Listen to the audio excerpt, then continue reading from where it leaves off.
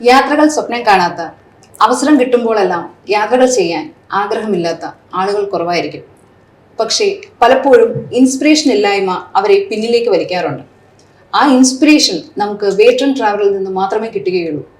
ഏകദേശം 35 വർഷങ്ങളായി യാത്രകൾ ഒരു ഉപാസനയെ കൊണ്ടു നടക്കുന്ന, 100-ലധികം രാജ്യങ്ങൾ സന്ദർശിച്ച, ലക്ഷക്കണക്കിന് യാത്രികരെ ലോകം കാണിച്ച Shri M.K. Soman, founder and managing director of Soman's leisure tours ആണ് ഇന്ന് നമ്മോടൊപ്പം ഉള്ളത്. നമുക്ക് കേൾക്കാം അദ്ദേഹത്തിന്റെ എക്സ്പീരിയൻസ്, അദ്ദേഹം ഫേസ് ചെയ്തിരിക്കുന്ന ചലഞ്ചസ്, അദ്ദേഹം പഠിച്ച പാഠങ്ങൾ എല്ലാം. Welcome to root sir.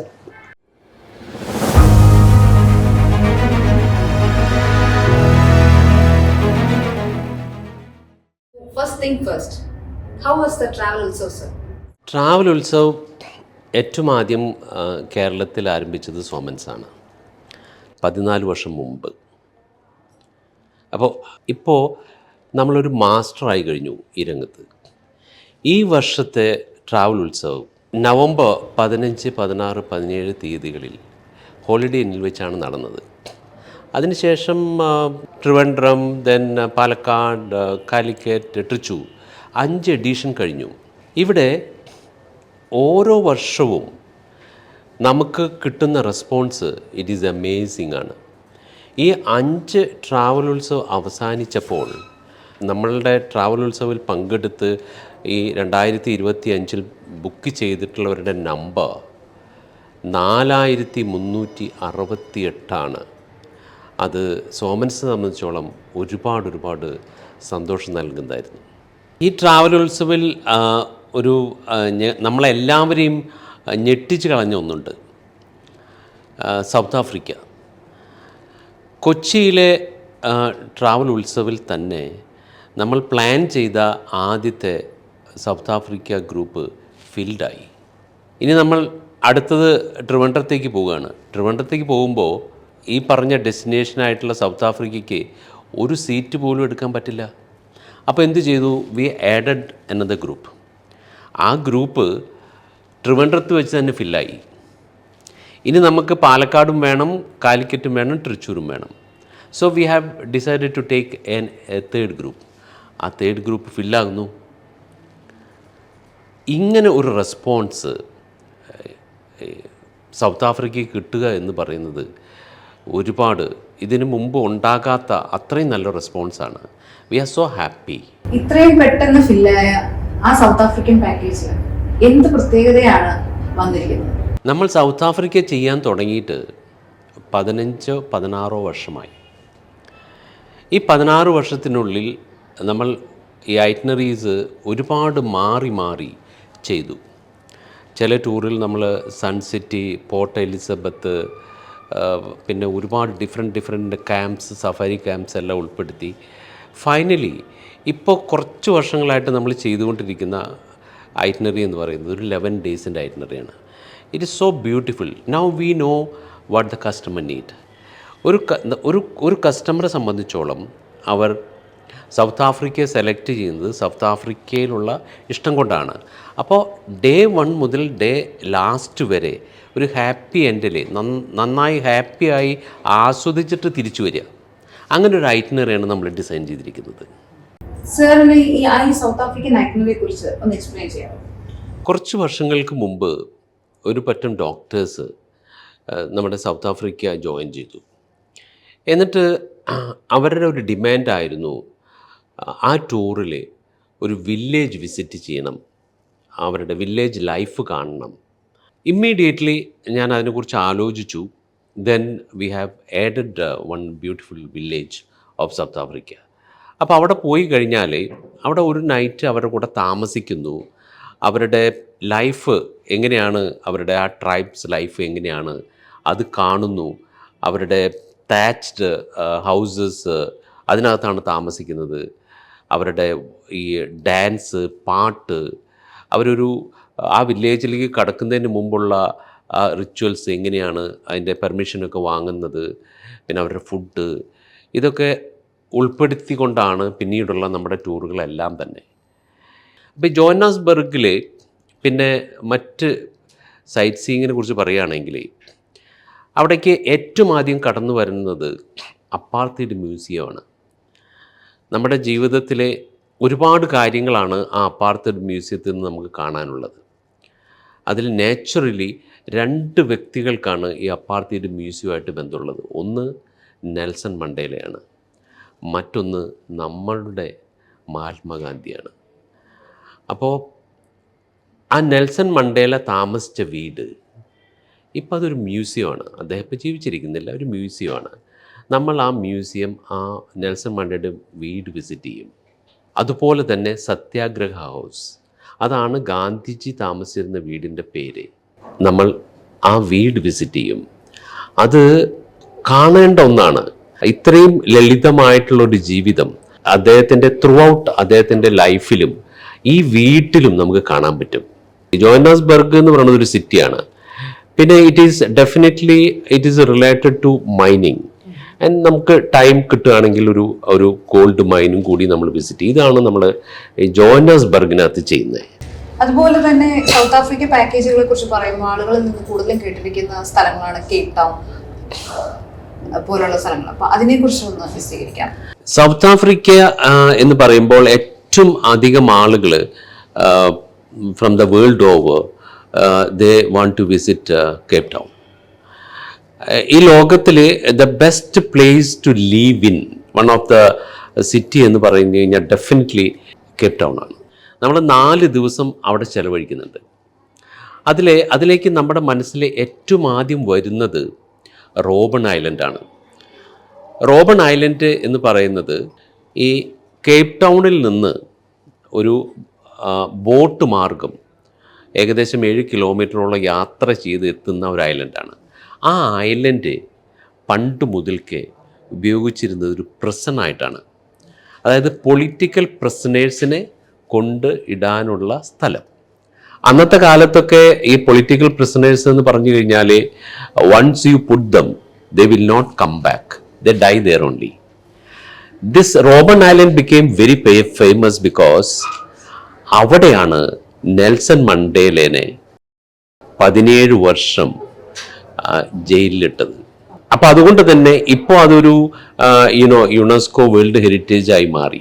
സോമൻസിൻ്റെ ടൂറിൽ ഏറ്റവും വളരെ ഇമ്പോർട്ടൻസ് കൊടുത്തൊരു ടൂറാണ് Robben Island. And it is a day ടൂറാണ്. രാവിലെ പോയി ആൻഡ് ഉച്ചയ്ക്ക് ശേഷമാണ് നമ്മൾ തിരിച്ചു വരുന്നത്.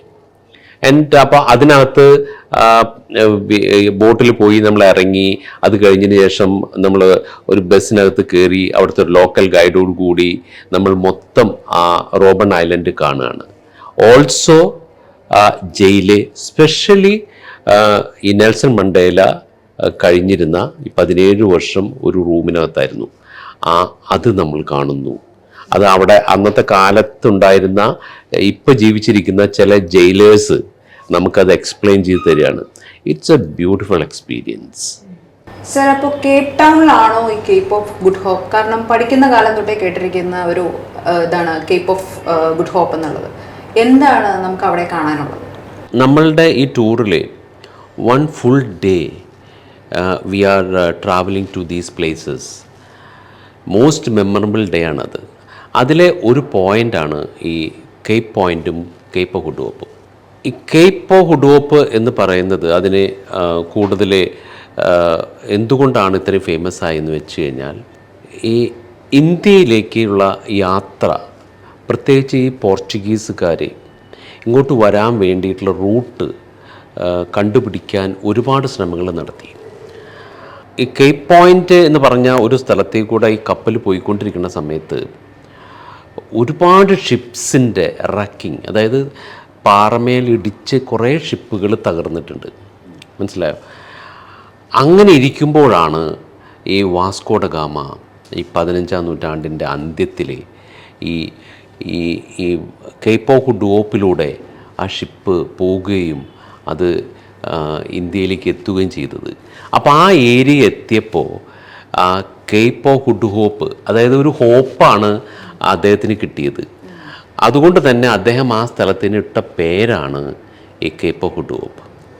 പക്ഷേ പലരും, ഒരുപാട് പേര് ആ സ്ഥലത്തിനെ ഈ ഇന്ത്യൻ ഓഷ്യനും അറ്റ്ലാന്റിക് ഓഷ്യനും കൂടി കൂട്ടിമുട്ടുന്ന രണ്ട് ഓഷ്യൻ്റെ വെള്ളവും കൂടി ഈ കൂട്ടിമുട്ടുന്ന സ്ഥലമാണ് ഈ കേപ്പ് ഓഫ് ഗുഡ് ഹോപ്പ് എന്ന് പലരും പറഞ്ഞിട്ടുണ്ട്. ഈവൻ ചില ടൂർ ഓപ്പറേറ്റേഴ്സ് പോലും ഞാൻ പറയുന്നത് കേട്ടിട്ടുണ്ട്. ആക്ച്വലി അത് സത്യമല്ല.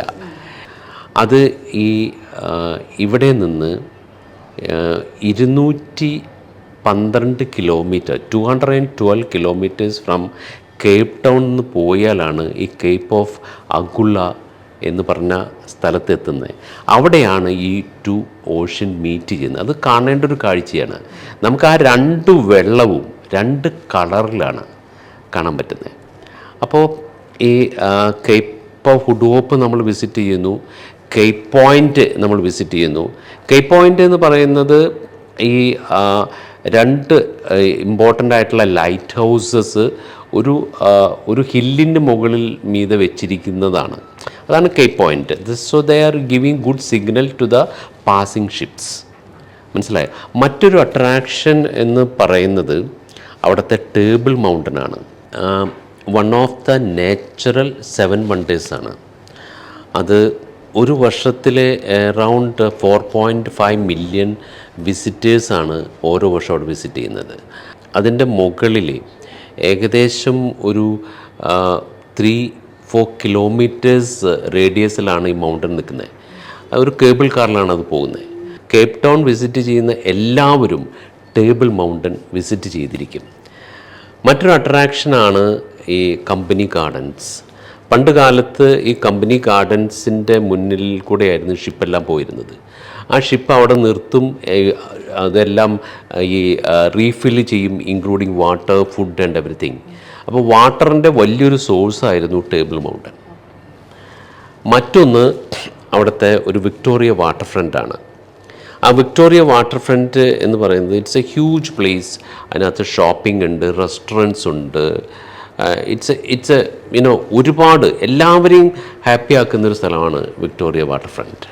അത് കഴിഞ്ഞ് we know South Africa is famous for penguins. So we come to Simon's Town. ആ സൈമൺസ് ടൗണിനോട് ബന്ധിച്ച് അതൊരു നേവൽ ക്വാർട്ടേഴ്സാണ്. അതിൻ്റെ അടുത്തായിട്ട് ഉള്ളൊരു സ്ഥലമാണ്, ഒരു കടലിനോട് ബന്ധപ്പെട്ട ഒരു സ്ഥലമാണ് ബോൾഡേഴ്സ് ബീച്ച് എന്ന് പറയുന്നത്. ആൻഡ് ആഫ്രിക്കൻ പെൻഗ്വിൻസ്, ഒരുപാട് ആയിരക്കണക്കിന് ആഫ്രിക്കൻ പെൻഗ്വിൻസ്. കമ്പാരിറ്റീവ്ലി മറ്റ് പെൻഗ്വിൻസിനെ അപേക്ഷിച്ചിട്ട് ആഫ്രിക്കൻ പെൻഗ്വിൻസ് സൈസിൽ വളരെ ചെറുതാണ്. But it is very cute. അവിടെ നിന്ന് ആ പർട്ടിക്കുലർ സ്ഥലത്ത് നിന്ന് ഒരു ബോട്ടിൽ കയറി ഒരു 6 കിലോമീറ്റേഴ്സ് ട്രാവൽ ചെയ്യുമ്പോൾ we reach to a island. It's called a seal colony. 60,000 to 65,000 സീൽസിനെയാണ് നമുക്ക് ഒരു 800 മീറ്റേഴ്സ് മാത്രമുള്ള ഈ ഒരു ഐലൻഡിൽ നമുക്ക് കാണാൻ പറ്റുന്നത്. ഇറ്റ്സ് അമേസിങ് ആണ്. സർ, ഇപ്പോൾ നമ്മൾ ജോഹന്നസ്ബർഗിനെ കുറിച്ച് അറിഞ്ഞു, കേപ്പ് ഓഫ് ഗുഡ് ഹോപ്പിനെ കുറിച്ച് പറഞ്ഞു, കേപ്പ് ടൗണിനെ കുറിച്ച് പറഞ്ഞു, ടേബിൾ മൗണ്ടൻ അറിഞ്ഞു. ഇനി സോമൻസിന്റെ സൗത്ത് ആഫ്രിക്കൻ പാക്കേജിൽ എന്തെല്ലാമാണ് എക്സൈറ്റിംഗ് ഫാക്ടേഴ്സ് ഇൻക്ലൂഡ് ആയിരിക്കുന്നത്?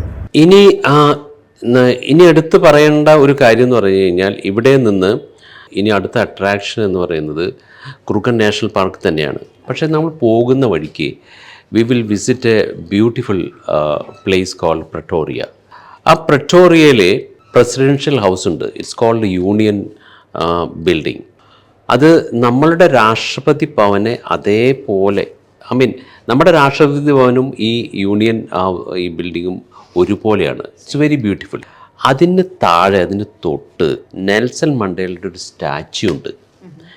ആ 50 ഫീറ്റ് ഹൈറ്റിൽ, അത് അദ്ദേഹത്തിൻ്റെ 2 കൈയും ഇങ്ങനെ നീളത്തിൽ എൻ്റെ മക്കളെ വാ എന്ന് പറയുന്ന ആ ഒരു ഇറ്റ്സ് എ ബ്യൂട്ടിഫുൾ.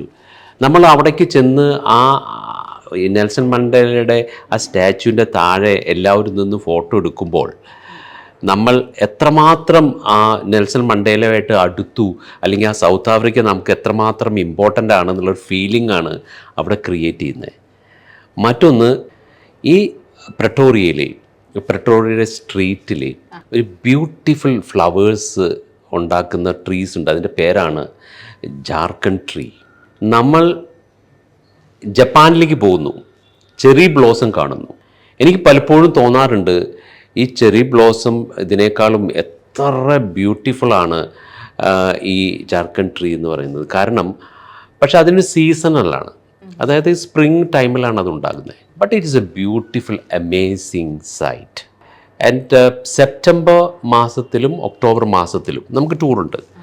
അപ്പോൾ ആ സമയത്ത് ഇത് ഈ കംപ്ലീറ്റ് പൂത്ത് നിൽക്കുന്നതായിരിക്കും. അത് എല്ലാവരും അത് എൻജോയ് ചെയ്യാറുണ്ട്. മറ്റൊന്ന്, നമ്മൾ ഇവിടെ നിന്ന് പോകുന്നത് ക്രൂഗർ നാഷണൽ പാർക്കിലേക്കാണ്. ഒത്തിരി ഗെയിംസ് റിസർവ്സ് സൗത്ത് ആഫ്രിക്കയിലുണ്ടെങ്കിലും ഏറ്റവും കൂടുതൽ ഒരാൾക്ക് 100% ഓക്കെ ഐ എം സാറ്റിസ്ഫൈഡ് അങ്ങനൊരു ഫീലിംഗ് കിട്ടണമെങ്കിൽ ക്രൂഗറിൽ തന്നെ പോകണം. അപ്പോൾ ക്രൂഗർ ഇറ്റ് ഈസ് ഓൾമോസ്റ്റ് ഒരു സൗത്ത് ആഫ്രിക്കയുടെ ഒരു എൻഡിലാണ്.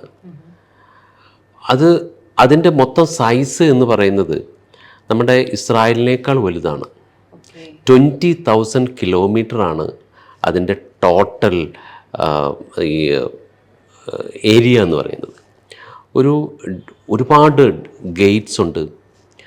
ഇവിടെയാണ് നമ്മൾ 2 നൈറ്റ് താമസിക്കുന്നത്. അതിൻ്റെ വളരെ തൊട്ട് അവിടെ നിന്ന് ഒരു 10 മിനിറ്റ് കൊണ്ട് 15 മിനിറ്റ് കൊണ്ട് ഈ എത്താൻ പറ്റുന്ന ഒരു ഹേസി വ്യൂ എന്ന് പറഞ്ഞ സ്ഥലത്താണ് നമ്മൾ താമസിക്കുന്നത്. അപ്പോൾ അതിൽ ഈ 2 നൈറ്റ് താമസിക്കുന്നതിൽ നെക്സ്റ്റ് ഫുൾ ഡേ നമ്മൾ ഏർലി മോർണിംഗ് നമ്മൾ ഈ സഫാരിക്ക് വേണ്ടി പോവുകയാണ്. ആ സഫാരിക്ക് പോകുന്നത് ഈ 8 പേരുമായിട്ട് ഒരേ അതെ, അതിനകത്തൊരു റേഞ്ചറുണ്ടാകും. പിന്നെ അന്നത്തെ നമ്മുടെ ബ്രേക്ക്ഫാസ്റ്റ് ആ ക്യാമ്പിൽ വെച്ചിട്ടാണ്, ലഞ്ച് ആ ക്യാമ്പിൽ വെച്ചിട്ടാണ്. നമുക്ക് ഓൾമോസ്റ്റ് അവിടുത്തെ ഈ എനിമൽസിൻ്റെ ബിഗ് 5 എന്ന് പറയുന്നത് ഓഫ് കോഴ്സ് ലയണുണ്ട്, ഈ എലിഫൻസ് ഉണ്ട്, ടൈഗറുണ്ട്, ബഫല്ലോ ഉണ്ട്, ചീതയുണ്ട്. ഇതിനെല്ലാം നമുക്ക് കാണാൻ പറ്റും. ചിലപ്പോഴൊക്കെ നമ്മൾ കാണുന്നത് ആനകളുടെ കൂട്ടമാണ്. ചിലപ്പോഴൊക്കെ ഒരു 100-ൽ പരം ആനകൾ റോഡ് ക്രോസ് ചെയ്യുകയാണ്. അതൊക്കെ ഒരു പല ടൂറുകളിലും നമുക്ക് കാണാൻ പറ്റുന്നതാണ്. ഇപ്പം സിംഹങ്ങളാണെങ്കിൽ തന്നെ അത് കൂട്ടമായിട്ടാണ് നമുക്ക് കാണാൻ പറ്റുന്നത്. ജിറാഫുകളുടെ എണ്ണം പറയാൻ പറ്റില്ല. ഞാൻ പറഞ്ഞല്ലോ ഇത് 20,000 കിലോമീറ്റർ എന്ന് പറയുന്നത്. ആൻഡ് പിറ്റേ ദിവസവും രാവിലെ നമ്മൾ ഈ സഫാരിക്ക് പോകുന്നുണ്ട്. And we spend almost 2 hours. അപ്പോൾ ക്രൂഗറിൽ നിന്ന് നമ്മൾ തിരിച്ചു വരുന്നത് വീണ്ടും ജോഹന്നാസ്ബർഗിലേക്കാണ്. ആ വരുന്ന വഴിക്ക് we have A stop.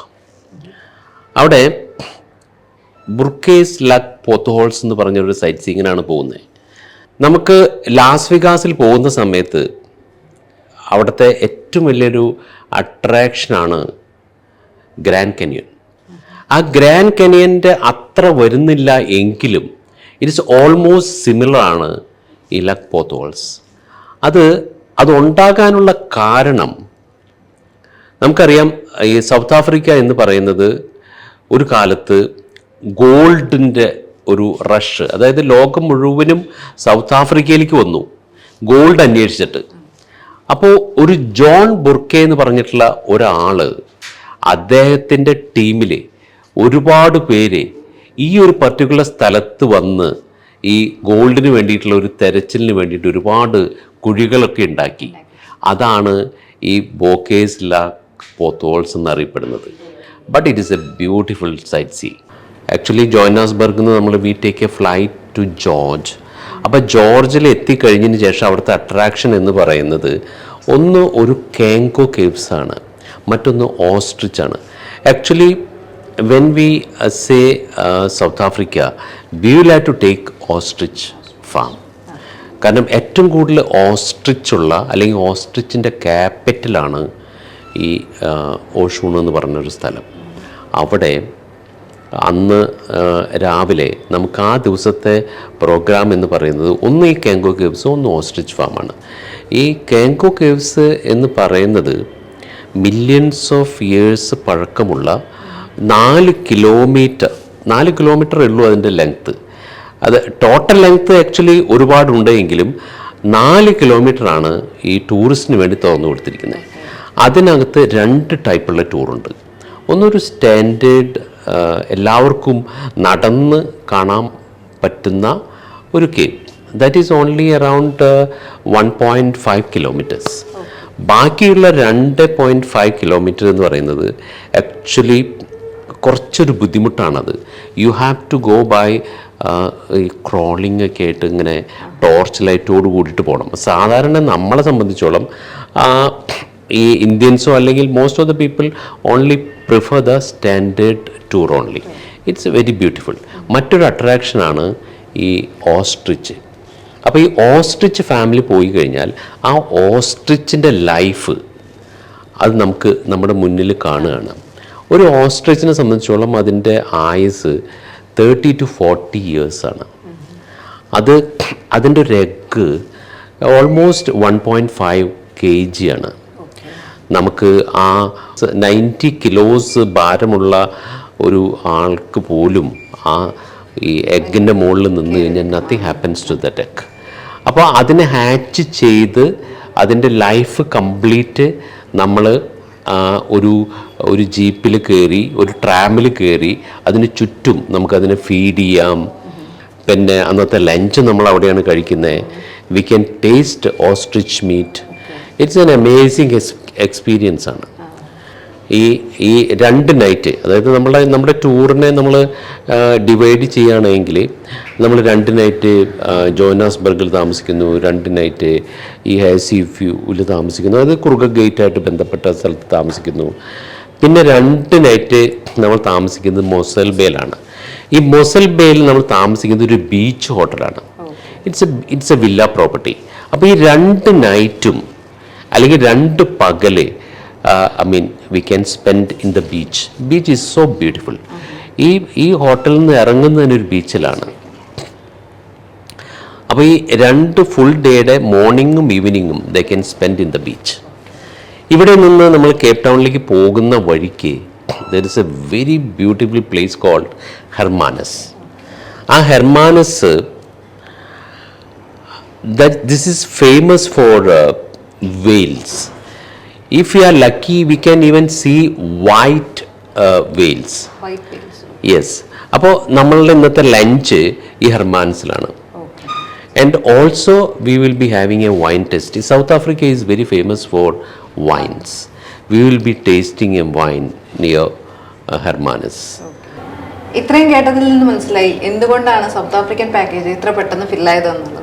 Yes, South African package എന്നെ സംബന്ധിച്ചോളം it is very close to my heart. ഏതെങ്കിലും ഒരു പാസഞ്ചർ എപ്പോഴെങ്കിലും എന്നോട് ചോദിക്കുകയാണെങ്കിൽ mister Soman which is your favourite destination എന്ന് ചോദിച്ചു കഴിഞ്ഞാൽ it comes automatically it is South Africa. Because it is beautiful. It is they selling only nature. മറ്റ് രാജ്യങ്ങളൊക്കെ ടൂറ് അതിൻ്റെ ഒരു ബിസിനസ് പോയിൻ്റ് ഓഫ് വ്യൂവിൽ സെല്ല് ചെയ്യാൻ വേണ്ടി ശ്രമിക്കുമ്പോൾ ഈ South Africa is just selling it's nature.